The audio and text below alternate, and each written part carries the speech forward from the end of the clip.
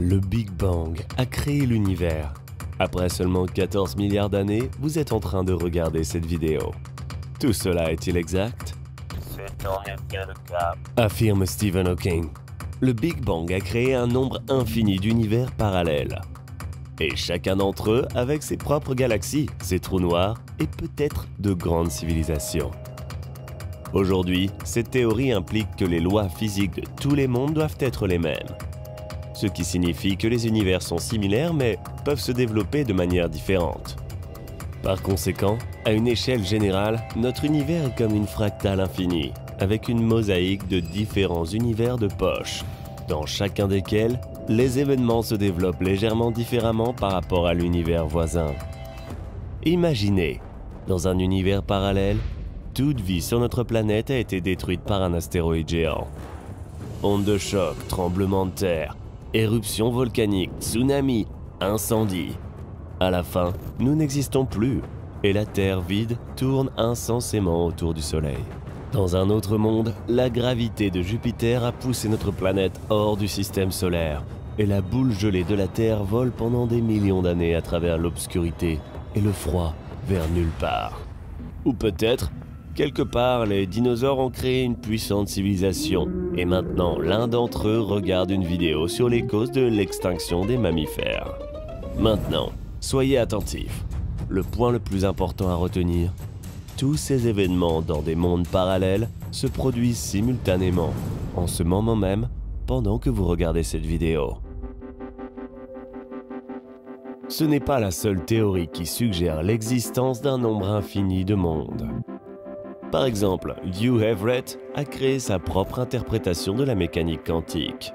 Le fait est que chaque événement enregistré crée en fait un nouvel univers à chaque instant de notre vie. Il peut être plus facile de l'expliquer de cette manière. Si vous changez de chaîne et arrêtez de regarder la vidéo jusqu'à ce point, vous existeriez en fait dans un univers parallèle par rapport à vous-même maintenant, qui regarderait la vidéo jusqu'à la fin. De plus, si nous considérons cette expérience du point de vue de la mort du légendaire chat de Schrödinger, il s'avère que le chat est immortel. Après tout, le chat en tant qu'observateur ne voit toujours qu'un seul univers, celui dans lequel il a par hasard survécu.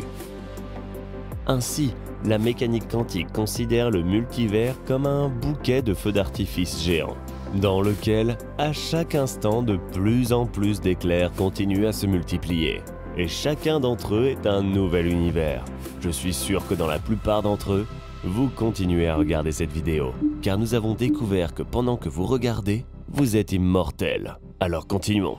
Selon certaines théories, il existe des univers dans lesquels toutes les lois et constantes physiques diffèrent de celles qui sont habituelles et que nous connaissons. Notre existence dépend d'une variété de réglages fins dont la valeur semble aller de soi. Mais si l'on changeait les choses fondamentales et familières ne serait-ce qu'un tout petit peu, tout s'arrêterait, affirme André Linde, membre de l'Académie nationale des sciences. Par exemple, si les protons étaient seulement 2 millièmes plus massifs, ils seraient instables et se décomposeraient en particules plus simples. Il n'y aurait pas d'atomes dans l'univers, et pas de nous. Autre exemple, si la gravité était accrue, elle comprimerait les étoiles, les rendrait plus chaudes et plus denses. Au lieu d'exister pendant des milliards d'années, les étoiles brûleraient leur combustible pendant quelques millions et s'éteindraient avant que la vie n'ait eu la chance de se développer. Ainsi, les propriétés fondamentales de notre univers sont configurées de la meilleure façon pour l'existence de la vie. Et selon la théorie des multivers, les physiciens considèrent notre monde familier comme l'un des innombrables mondes dans lesquels les lois et les constantes physiques ont fourni au hasard la possibilité de l'émergence de la vie. Mais ce genre de théorie a un petit défaut. La plupart des autres mondes de ce multivers ne sont pas seulement sans vie, mais simplement vides, sombres et morts. Il est donc peu probable que des mondes parallèles avec des effets fantastiques et des licornes puissent s'y développer. Mais ceci est inexact. Après tout, si nous supposons l'existence de la vie au sein de formes complètement différentes et inconnues de nous, qui se forment par exemple au sein de la matière noire et sont construites selon des lois complètement différentes, alors tout devient beaucoup plus intéressant. Par exemple, une direction super populaire en physique, la théorie des cordes, indique aussi directement la possibilité de l'existence d'un multivers. Pour imaginer de quelles cordes nous parlons, il suffit d'imaginer une suite logique. Toute substance est constituée de molécules.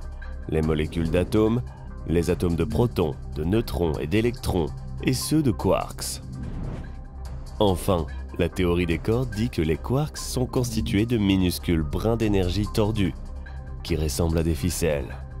Chacune de ces cordes est si petite que si l'atome était grandi à la taille du système solaire, la corde aurait la taille d'un arbre.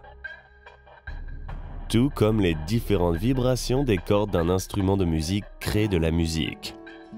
Les différentes façons dont ces brins d'énergie vibrent donnent aux particules leurs propriétés uniques et donnent finalement naissance à toutes les forces fondamentales de l'univers, gravitationnelles, électromagnétiques et autres types d'interactions.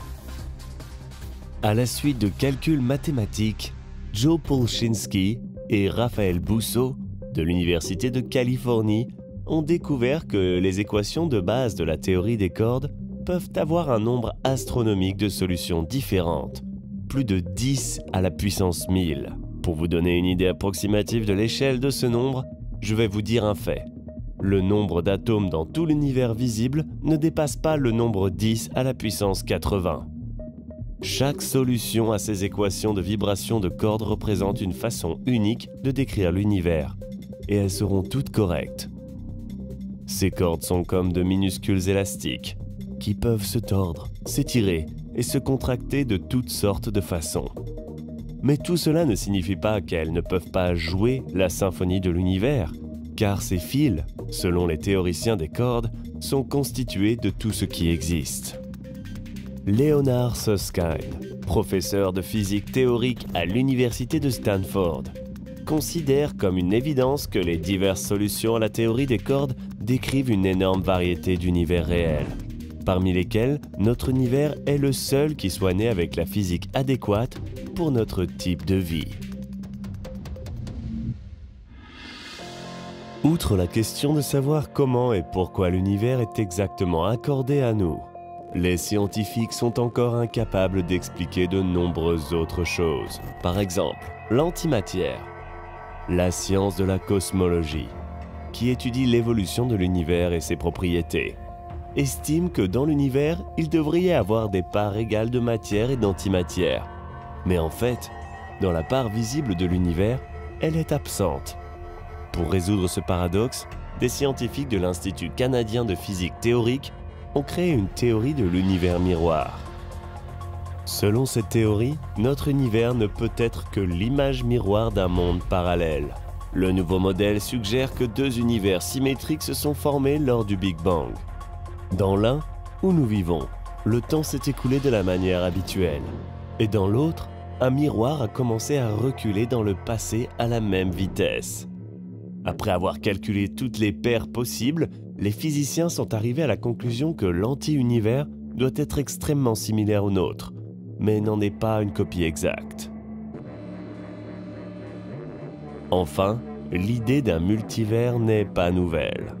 Les textes religieux de l'Inde ancienne, par exemple, sont remplis de descriptions de nombreux mondes parallèles. Et les Grecs anciens affirmaient qu'il existe un nombre infini de mondes dispersés dans le même vide infini. Malheureusement, tout cela ne peut toujours pas être confirmé ou réfuté expérimentalement. Pour les scientifiques, les mondes parallèles n'existent qu'en tant que modèles mathématiques. Cependant, je suis personnellement inspiré par le fait que le concept même de multivers n'est pas considéré comme une spéculation pseudo-scientifique, mais comme un sujet de controverse dans les cercles scientifiques et chez les scientifiques de différents domaines. Qui sait, peut-être que toutes mes vidéos sur le thème « Et si le supercontinent Pangée revenait » ou « Et si nous faisions exploser toutes les armes nucléaires dans l'espace » se sont soudainement produites en temps réel dans des univers parallèles et ont volé au hasard dans ma tête sous forme d'imagination. Faites-moi part de vos versions les plus folles dans les commentaires. Comment pensez-vous que notre univers est réellement construit? Et comme toujours, merci d'avoir regardé.